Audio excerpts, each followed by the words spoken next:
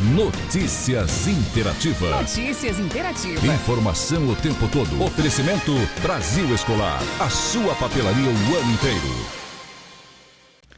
Recebemos Pedro André Possamay e Eugênio Mário Possamay.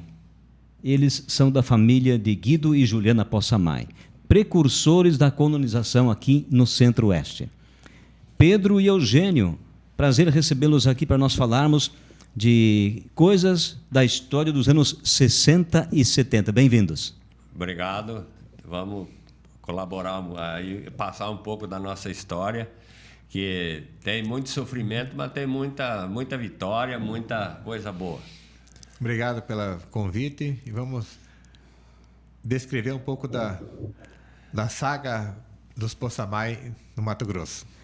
Pedro Eugênio, quem vai responder a pergunta? Quando é que a família resolve vir para o Centro-Oeste? Foi bem antes de 1970. Foi bem antes, foi na década de 60, 63, meu pai já veio para cá e depois de ter olhado terra no Goiás, no Pantanal, ele achou essas áreas aí, comprou e em 63. Eu vejo aqui, Eugênio, um documento de 1966, 66, para iniciar a abertura de terra. Quer dizer, uma história muito longa. Nós iniciamos aqui, né? No caso, meu pai comprou em 63, depois houve a Revolução, ele ficou um pouco meio lá em Santa Catarina, né? Porque não podia vir para cá. Aí em 65, 64, 65, ele já veio para cá e já deu início às atividades pecuárias na região aqui de Água Boa, hoje, Barra do Garça antigamente, né? Perfeito. Era o maior município do mundo, Pedro? Não, do Brasil, né? Era o maior município do Brasil. Inclusive tem aqui a capinha aqui do cartório do Val do Varjão, que intitula aí do maior município do... Exatamente, aqui está o documento, depois a foto vai constar aqui um registro histórico da década de 60, indicando Barra do Garças, o maior município do Brasil. Era uma extensão muito grande. Muito grande. Pedro, seu pai Guido e dona Juliana, descreva para nós como eram os pais de vocês. Eles tinham uma visão de desenvolvimento, de buscar um futuro? O meu pai, ele hoje eu entendo que ele era um grande visionário. Porque eu mesmo na década de 70, que a gente veio para cá, cerrado, dificuldade, muita coisa, e aí ele dizia, em 10 anos isso aqui vai estourar. Eu pensava, meu Deus, mas da onde? Né? Não tinha nada? Não tinha nada, não tinha estrada, não tinha nada, né? E ele não. Aí quando o Norberto começou a trazer o pessoal para cá, a gente começou a mexer com lavoura, antes do Norberto ainda, e viu que o Cerrado tinha condição de oferecer alguma coisa. E nesse meio tempo, um órgão do governo que foi fantástico foi a Embrapa. A Embrapa desenvolvendo tecnologia para o Cerrado, né? E hoje tudo essa Centro-Oeste, tudo tem a mão da Embrapa. É verdade. Né? Tudo tem a mão da Embrapa. E desenvolvimento também pela Sudan, né? A Sudan, sim, a Sudan teve um momento dela de incentivo, que, como diz, foi abrindo também, né? Foi um precursor também. Cada um teve o seu momento, a sua realidade, o seu momento. Uns deu certo, outros menos certo, mas tudo colaborou, né? E tudo são degraus da escada. Eugênio, que ano você entrou aqui? Eu cheguei aqui em Água Boa em fevereiro de 1971. Na verdade, não tinha esse povoado aqui, né? Nós demoramos de Joaçaba, Santa Catarina, até chegar na fazenda, nós demoramos uma semana de viagem. Brincadeira. De Chavantim, de Barra do Garças até na fazenda foram 4 dias. Pedro, onde localizava esta fazenda e que ano você entrou aqui? Eu entrei aqui em janeiro de 71 e ela se localiza onde localiza até hoje. E a sede, inclusive, é a minha sede, né? A sede lá ficou para mim. E mais ou menos onde fica esta sede ela da fazenda? está na 240, lado direito da 240, a 6 quilômetros do asfalto ali. Certo. A Então, 20 quilômetros daqui do centro da cidade certo. hoje. Entre Água Boa e Nova Nazaré, lado direito da 240. Lado direito. Muito Entre Água bem. Boa e Nova Nazaré, lado direito. Ali o seu pai fincou estaca no chão e disse: nós vamos aqui desbravar. Aqui nós vamos construir a família de filho, neto e a geração futura. Pedro e Eugênio, eu vejo aqui documentos muito antigos, década de 60, escrituras das décadas de 60, anos 70, início, 1972, um documento aqui que certifica requerimento de parte interessada para efeitos legais de Guido Possamay. Enfim, são pessoas de coragem que vieram de longe, de um lugar onde havia muitos produtores, para um lugar onde não havia nada. Sem dúvida, aqui foi mais a adversidade. Cada superação da adversidade traz uma satisfação. E a adversidade tinha muita, mas teve superação dessas adversidades. Já visto, nós dois hoje está aí ainda, né? Ainda batalhando aí. Teve momentos de pecuária, teve momentos de agricultura. Teve Altos e baixos. Altos e baixos. Teve, na própria colonização, teve momentos bem que fracassou, teve momentos que levantou, mas quem perseverou está aí. Né? A dupla de irmãos poderia me dar uma informação, se vocês recordam? Teve algum ano nesse período que vocês estão morando aqui e que deu muita chuva? Que época mais ou menos foi essa? Olha, esse ano mesmo foi um ano de muita chuva. Olha aí. Esse ano foi um ano de muita chuva. Eu na minha linguagem de pecuarista, de agricultor, eu digo que o tempo não é matemática. Muito bem. O tempo não é matemática. O pessoal, os ambientalistas, falam muita coisa, mas lá para trás, em 77, por aí, 78, eu lembro que um ano nós plantamos arroz, ali bem do lado de onde que é meu curral hoje, e quando chegou o mês de dezembro, minha mãe era uma pessoa muito atuante, muito ajudava sempre junto com nós. Ela foi lá e falou, ela voltou assim no mês de dezembro. Ela foi no meio da lavoura lá e falou: meu filho, se põe a fogo, queima tudo. De um veranico que deu. Impressionante. Né? Então, na década de 70. Então, o pessoal fala, não, porque chovia muito. A realidade, porque a infraestrutura era tão pouca, porque daí a chuva atinge mais. É verdade. Se você está numa terra, numa localidade onde não tem estrada, onde não tem um barracão, ou nem uma casa você está embaixo de uma lona, ou embaixo do... Ele tem aqui uma foto de um ranchinho coberto de palha. Quer dizer, é diferente do que você está numa casa. Então, daí a chuva atinge mais. É verdade. Né? Aí você não tem uma estrada para tirar o produto, você não tem um armazém para depositar. Os primeiros anos que nós colhia arroz lá, Inácio, nós secava ele num plástico preto. Incrível. Né? Aí você tem que movimentar esse arroz. Né? Não tinha copercana, não tinha armazém, não tinha nada. E para onde ia esse arroz? Esse arroz ia para Goiânia. E a estrada de Barra a Goiânia também não era asfaltado. Tinha a Ponte do Macaco lá, o rio, que era um problema sério. Os caminhões ficavam lá... Em Piranhas. 3, 4 dias. Em Piranhas, olha só. É, Goiás. Então, a cerealista que tinha na Barra do Garça era muito pequenininha, consumia muito pouco. A própria Barra, quando eu vim para cá, ali onde que é hoje a rotatória da Avenida Ministro João Alberto. Ministro João Isso. Alberto, era a última rua. Incrível. Né? Era a última rua. Barra do Garça ficava dali para baixo. Dali para baixo, dali lá pro Porto do Baé. Na beira do rio. Na beira do rio. Assim, é onde que se chamava Cidade Velha, onde que tinha o cartório do Val do Varjão. Entendido. Lá embaixo. É que antigamente, quando começou a Barra do Garça, lá embaixo tinha uma balsa.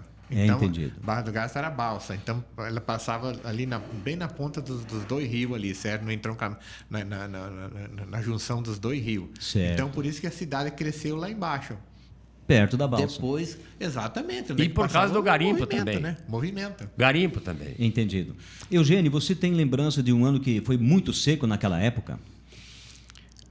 Eu não tenho a lembrança do caso do ano muito seco, mas inclusive antes de nós vir morar no Mato Grosso, ali na nossa região, pela nossa fazenda, existia muito poceiro. Muito bem. Certo? O seu Bernardo, que inclusive era poceiro lá onde é que nós temos a nossa sede, tem a casa do Pedro, né, que era a sede antiga. Logo para baixo tinha o seu Horácio, na beira do rio do Rio da Divisa, hoje que é o Lajeado. Certo?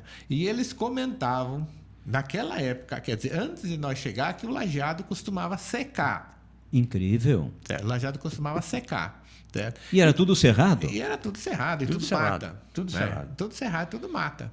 Então,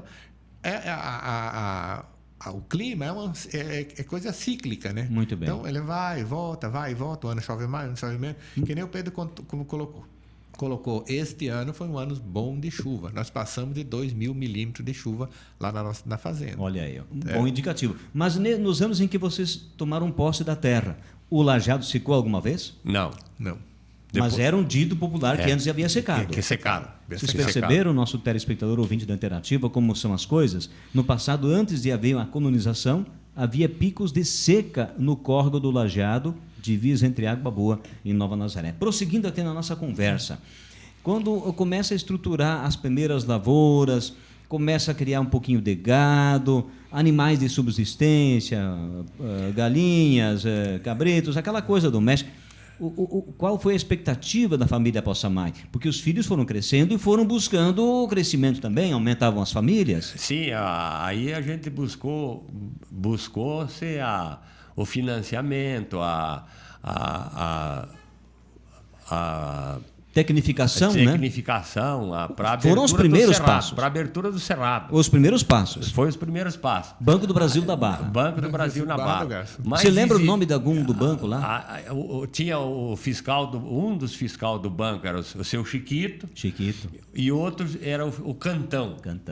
E esses dois que tinham amizade com meu pai, com o seu Adolfo Gabi, e eles foram jogando umas ideias neles para financiar, porque antigamente o Banco da Barra financiava só 1 hectare, 2 de banana e de mandioca. Só coisa muito de subsistência. E aí, para abrir o financiamento para a lavoura de arroz, para máquina, e aí para financiar essas lavouras de subsistência, seria um machado, uma foice, uma enxada, e não um trator, né? Então, para esse passo para frente, tinha que ter uma concessão maior, né? E aí, em 73, nós conseguimos tirar um trator financiado. E já em 73, a gente colocou uma lavourinha de arroz, experimentá-la ali e tal. Aí não tinha colhedeira. Nós não adquirimos a colhedeira. E no MUC, área grande, era impossível. E aí você... 1 hectare, 2 hectares, 5 hectares, para você cortar na foicinha é muita coisa. Aí o nosso pai foi para Chavantina, trouxe 8 funcionários e para cortar esse arroz de cutela. Impressionante. E aí foi cortando esse arroz, e a minha mãe tocando a cantina lá e fazendo boia para esses funcionários. Abastecer todo mundo. E aí, quando estava, eu acho que era uns 5 hectares, daí quando estava uns 4 hectares cortados e amontoado, aí meu pai falou, eu vou acertar com o pessoal, digo isso porque, pelo que eu estou vendo, as diárias vai ser mais do que o preço do arroz, né? Então, não vai compensar. Daí, porque não rendia o serviço manual, né? O serviço manual. E o arroz, a produção também era pequena, porque... E como descascava esse arroz? Você não tinha máquina? Era no porrete? Não, aí esse arroz ficou amontoado. Empilhado. Esse arroz ficou amontoado no que o sertanejo chama engajobá o arroz. Isso. Aí ficou esse arroz tudo feito às pilhas. Aí quando o seu Adolfo acabou a colheitinha dele, aí como é que é o nome do rapaz? O Liberalesco. Não, O filho dele, que O foi filho do junto Adolfo. lá, o Auri. O Auri. O Auri Gabi. Aí o Auri Mas o pegou Auri- um SLC 1000 e foi lá no fim para bater o arroz. Olha Pegava só. da pia e bateu. Eu acho que o Auri contou isso aqui numa entrevista. né? Bateu o arroz. Aí bateu o arroz, daí pegava esse produto tinha que ser vendido ou na Barra ou em Goiânia, para cerealista da Barra ou de Goiânia. Mas foi arrancada, né? Foi arrancada. Daí no outro ano já cresceu mais a lavoura, já viu aonde que ia colher com a máquina e assim foi indo. Eugênio, quando é que vocês ouviram a primeira notícia que teriam povoado aqui em Água Boa, já que aqui só tinha a estrada que passava e terminava na fazenda de vocês? Acho que foi em 73, né, que começou Canarana. Olha Começou só. Canarana primeiro, né? Aí até veio uns parentes do pai que foram morar em Canarana. A gente foi até visitar eles lá, o pai foi visitar eles lá e tal. Eles vieram visitar nós aqui na fazenda. Então começou primeiro Canarana. Muito bem. Canarana começou e daí depois veio Água Boa, né? Depois veio Água Boa. Daí começou Água Boa aqui, Água Boa ali na Pedreira, e depois foi Água Boa 3 lá, que foi comprada até comprada do seu Orlando Correia, né? A propriedade era do seu Orlando Correia, do Landico, que a gente chamava Orlando Correia. Muito bem. Que o Norberto comprou do seu Orlando para fazer Água Boa 3. Então a chegada desses colonizadores melhorou a vida para vocês também? Ah, não, Com foi certeza, fantástico. com certeza. Foi quando surgiu a colonização aqui, foi aí antes a gente subia digamos de degrau. Aí subia de elevador. Opa! Aí subia de elevador. Aí tinha comércio local. Não, tinha o comércio, já veio o posto de combustível, porque primeiro a gente tinha que buscar a gasolina na Barra. Não tinha, em 71 que nós viemos, 72 por aí, 73, o Geraldo colocou um postinho na Chavantina. Na Chavantina. Né? Entendido. Porque senão antes você tinha que sair buscar o combustível na Barra, a alimentação na Barra. Tudo era Barra. E daqui para você ir na Barra era 25, 30 horas de rural. Se desse certo. Se desse certo. Era uma viagem excelente. Na chuva nem se pensava. Não, na chuva a gente ia, porque a ruralzinha era traçada e tal, daí ia uns 3, 4, andava 1 quilômetro andava dentro da caminhonete, 2 andava empurrando, né? Então a gente mais ou menos ia fazendo mais ou menos essa... Era uma aventura todo dia. Cada vez que ia lá, uma vez por mês, cada 15 dias que fosse, era um sufoco. Guido e Juliana, os pais de vocês, tiveram quantos filhos? 7 filhos. 7 filhos. 7 Onde filhos. estão todos eles? Tem 2 falecidos. Falecido. Certo. Os 2, inclusive, 2 aqui do Mato Grosso que faleceu, né? Um irmão e uma irmã, e tem uma em Goiânia e tem 2 em Santa Catarina. Opa, 2 filhos Duas nunca vieram para cá. ficaram lá. Ficaram. Duas Muito nunca. bem. E, Pegaram as áreas deles ali que pertencia, vendeu. sim. E a família do Pedro e do Eugênio? Vocês têm filhos, têm netos? Eles estão envolvidos na fazenda? No meu caso, eu tenho 3 filhos, né? 3 filhos, um é falecido, o Guido é falecido. Tem a Ana Cássia e a Ana Paula. As duas são professora universitária, né? Uma é professora na Unemat em Nova Mutum, certo? E a outra é professora na Univar em Barra do Garça, certo? Poxa. Então as duas são casadas, cada uma tem uma filha, né? Temos bem. 2 netinhas, né? Mas elas estão envolvidas na área, sim. Uma é zootecnista, a outra é agrônoma, mas não envolvida na fazenda na diretamente. propriedade, ainda não estão envolvidas diretamente. Né? E quem está tocando o negócio lá? No caso é eu e a Muito minha bem. esposa, né? Perfeito, perfeito. Ana Maria. Pedro, Eu tenho 2 filhos homens, né? 2 filhos homens. Um reside em Cuiabá e outro reside em Água Boa. certo. E, inclusive, o mais novo, que reside na Água Boa, hoje eu já estou passando a peteca para ele. Né? Opa, Já estou passando a peteca para ele, a parte financeira, comercial, já é ele que mexe, assim, que a pessoa tem mais facilidade, mais... Ele tem uma formação, eu já entrevistei ele na rádio. Ele é doutorado em veterinário. Muito bem, eu já fiz uma entrevista com ele. Ele é doutorado em veterinário. Quando é que vocês ficaram sabendo do projeto de emancipar Água Boa? Para vocês aquilo era uma coisa real ou era só um sonho que não seria alcançado?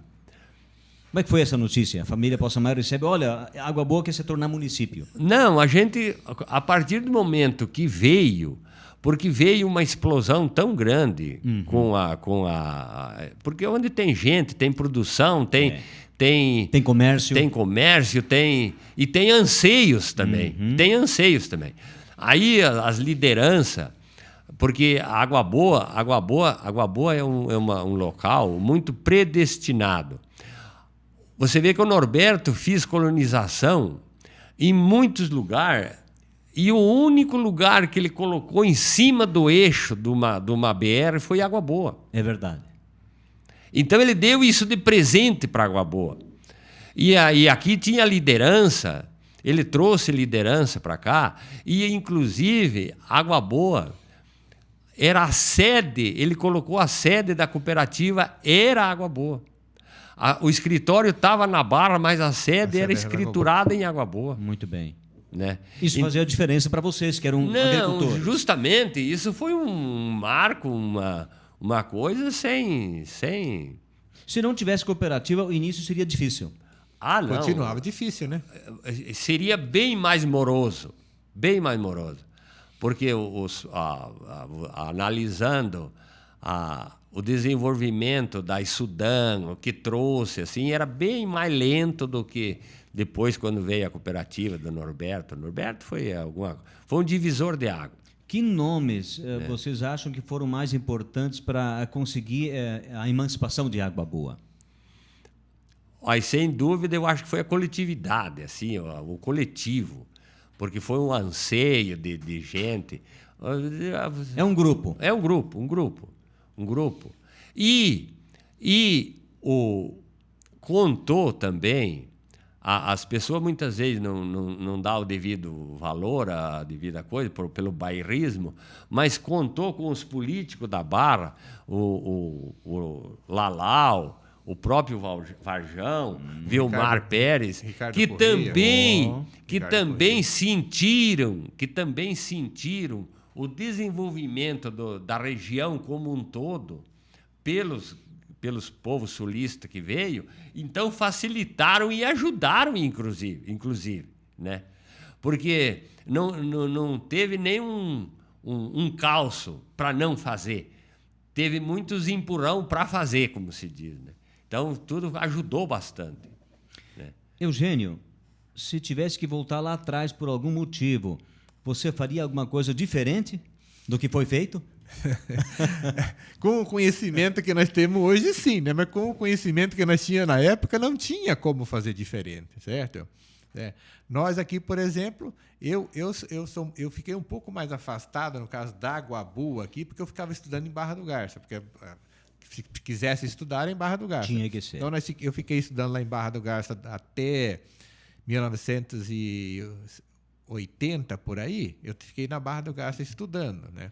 Mas eu vinha para cá. Então, exato, se fosse com o conhecimento que nós tínhamos hoje, faríamos diferente. Mas na época não tinha condição de fazer diferente. Entendido. E justamente 80, quando a Água Boa vai se emancipando. Exatamente. Vai se emancipando.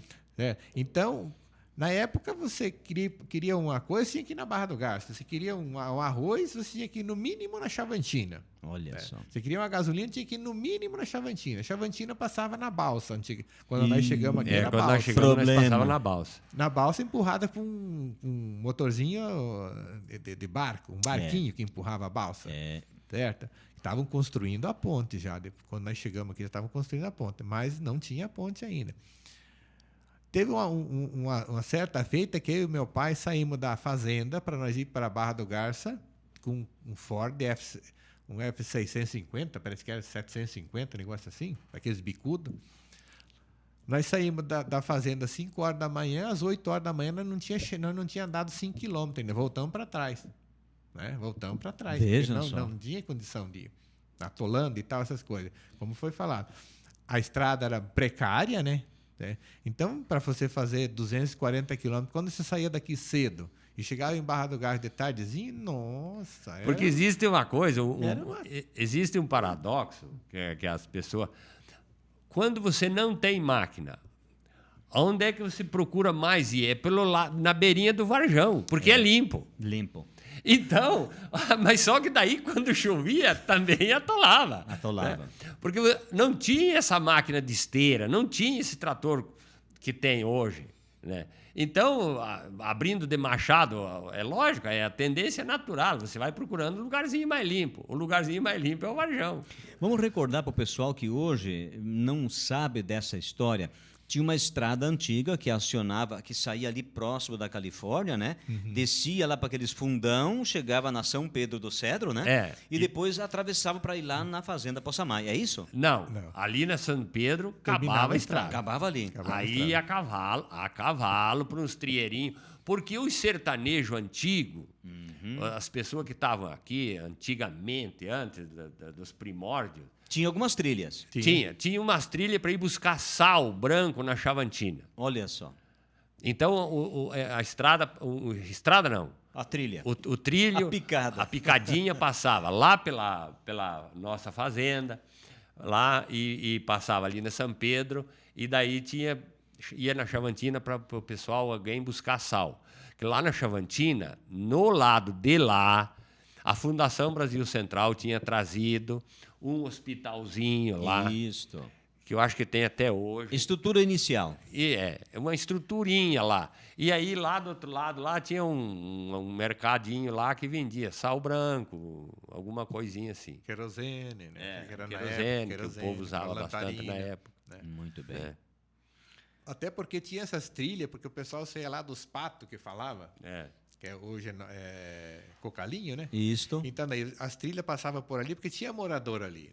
Então, a pessoa vinha, passava ali, já pernoitava ali, já ia mais para frente, que era de cavalo, né? É. Você andava o quê? 30, 40 Que quilômetros por dia. o pessoal aqui antigamente, o pessoal vinha do Maranhão, pegava a família no Maranhão, Piauí, por lá, e vinha. Esses dias até você entrevistou O Antônio Fernandes. O Toninho. Eu conheci Isso, ele de é. menino. Muito bem. É. Esses pessoal, eles vinham do Maranhão, do Piauí, pegavam a família e eles vinham buscar uma terra para eles plantar. Daí eles se colocavam na beira de um rio e eles faziam uma rocinha ali, plantavam ali. Mas precisava ao menos de um sal branco para temperar, ou a caça que pegava, a coisa. Né? O arroz era socado no pilão, eu soquei muito arroz no pilão. Olha só. É. Subsistência, aquilo para a família. Subsistência, é. Porque você tem o arroz em casca e você acabou o arroz limpo, você tem que bater ele. É. Né? Você tem que... Você não, como diz, não vai seguir o inteiro porque o arroz está com casca. Né? Perfeito. Então tem que limpar. Então a diversidade. A diversidade teve muito, mas teve muita vitória também. Né? Muita vitória. Valeu a pena? Valeu a pena. Com certeza, valeu com a pena. certeza. Tanto é que nós estamos aí agarrados até hoje. Estamos Que agarrados maravilha. até hoje. Né? Que maravilha. Valeu, sim. E pretendo, no meu caso, e eu acho que no dele também, a gente vai tocar, vai passar a peteca para frente, que alguém vai tocar. Muito bem. A ideia de vocês. Está vindo ferrovia, crescimento da região, vai plantar cada vez mais com tecnologia, aumenta a produção. Onde a Água Boa vai parar de ser jeito? Olha, nós estávamos comentando ainda ontem à noite lá na fazenda com os amigos, certo? A tendência, e é óbvio que vai acontecer com a chegada da ferrovia e tal, Água Boa vai... Se naquela época meu pai falava que em 10 anos o trem ia melhorar, Água Boa daqui 10 anos, eu acredito que será o dobro da Água Boa de hoje, no mínimo. No mínimo o dobro da Água Boa de hoje. Olha certo? Porque inclusive já tem até perspectiva de instalação de esmagadora de soja, né? Certo? Usina de por aí, etanol. usina de etanol, né? já tem várias sementeiras aqui, já tem 2 sementeiras com armazém instalado aqui para revenda de semente, né? Então, a tendência, ela já tem outros armazéns já comprando terra ali para instalar novas unidades, certo? Então, a tendência, a Água Boa, daqui 10 anos, ela vai, eu acredito que ela vai duplicar do tamanho que é hoje. Tanto é que você pode ver, tem loteamentos aí que são lançados de manhã, de tarde não tem mais lote. Certo? Questão de uma semana, acabou, não tem mais lote para vender. Então, isso é perspectiva de futuro, né? Coisa que antigamente não se falava de jeito nenhum. O prédio da Água Boa já está quase pronto, com uma altura deve ter uns 15, 16 andares de altura, por aí. Né? E antigamente, não, aqui não se pode construir prédio por causa do terreno. E hoje já temos um prédio dessa altura. Tecnologia. Certo? Então, o negócio muda e vai mudar. E com a chegada da ferrovia, nós estávamos comentando ontem à noite, em 10 anos isso aqui está duplicado. Eu acredito nisso. Pedro. Eu acho que o desenvolvimento da Água Boa hoje ele está muito em cima do poder público. Se o poder público buscar incentivar, facilitar vinda de grandes empresas e até convidar grandes empresas para vir, aí, olha, vai ser assim um crescimento fantástico. Agora, se dificultar, se não ajudar, porque esse dia eu estava comentando, 2 locais que a ferrovia passou, Rondonópolis e Alto Araguaia. Rondonópolis virou uma potência. Alto Araguaia é um corredor. É um local morto. Então, isso vai muito do poder público, de muitas vezes não ter ganância, de querer explorar num local, uma firma vem ser colocada e cria 1000 objeção para ela não vir, para pagar caro. Se incentivar, esse é o momento, é um fio da faca que nós estamos vivendo hoje. Ou nós pulamos para 1000 ou continuamos no 100. Muito bem. Né? Porque agora, uma grande empresa, ela vislumbra certas facilidades. E se não tiver essas facilidades, ela não vem. Muito bem. Então, só a ferrovia, ela é um marco. Para o agricultor, ela vai ser muito bom. Mas para a região, para o lugar, ela precisa de algo mais. Precisa da cereja do bolo, como se diz. Eugênio, obrigado por aceitar nosso convite. Nós é que agradecemos e esperamos ter colaborado com nossa história, com o desenvolvimento do município, certo? Com certeza. E estamos aí, estamos trabalhando, se Deus quiser, fincamos nossas raízes aqui na região, certo? E pretendemos continuar nossos dias aqui. Certo? E se fosse preciso, a gente faria tudo novamente. Maravilha. Água Boa, para nós, é a nossa cidade. Pedro Quanto mais Possamay. ela melhorar, melhor para nós. Olha, eu sempre falo que eu gosto muito daqui. Tudo que eu tenho está aqui. É pouca coisa, mas o que eu tenho está aqui. Então, como diz, o que a gente tem, eu gosto muito do que eu tenho e não reclamo de nada. Acho que foi muito bom eu ter vindo para cá. Agradeço muito a Deus de ter iluminado meu pai, de ter me trazido, de ter colocado a gente aí. E a sorte também, agradeço a sorte, porque essa cidade, o Norberto podia ter colocado ela lá na Chavantina, podia ter colocado lá no Garapu, né? Então, em seguida eu comento que houve uma junção de coisas muito boa para nós, para a nossa família. Porque hoje nós estamos a 20 quilômetros da cidade. Né? Mas essa cidade ela não precisava estar aqui. Ela podia estar em qualquer outro lugar. Norberto podia ter falado, não, eu vou colocar lá na Chavantina. E colocou aqui. Então, o Linhão passou lá na nossa porta, o Linhão, porque nós não tinha. Inclusive, eu trouxe aqui um documento que o meu pai pagava iluminação em 63. Você vê como que é a aberração dos poderes públicos. Que barbaridade. Lá na Barra do Garça, ele pagava iluminação em 63 da unidade Para fazenda. da fazenda. Da fazenda. Quer dizer, Que não tinha. Não, era o sol. Eles deviam estar cobrando o sol, né? Porque é impossível.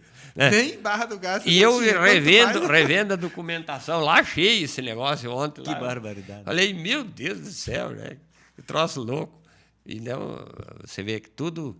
Mas tudo veio somando, tudo veio unindo, tudo veio... E o caminho foi fantástico. Gente, que boa é esta experiência de vida, esta história marcante dos precursores, aqueles que vieram antes dos colonizadores. Agradecemos ao Pedro André e ao Eugênio Mário Possamay. Representaram aqui em memória Guido e Juliana Possamay. Eu que agradeço muito de ter essa oportunidade de dizer um pouquinho da nossa história. Acesse noticiasinterativa.com.br, o seu portal de notícias do Vale do Araguaia. Informação o tempo todo. Oferecimento Brasil Escolar, a sua papelaria o ano inteiro.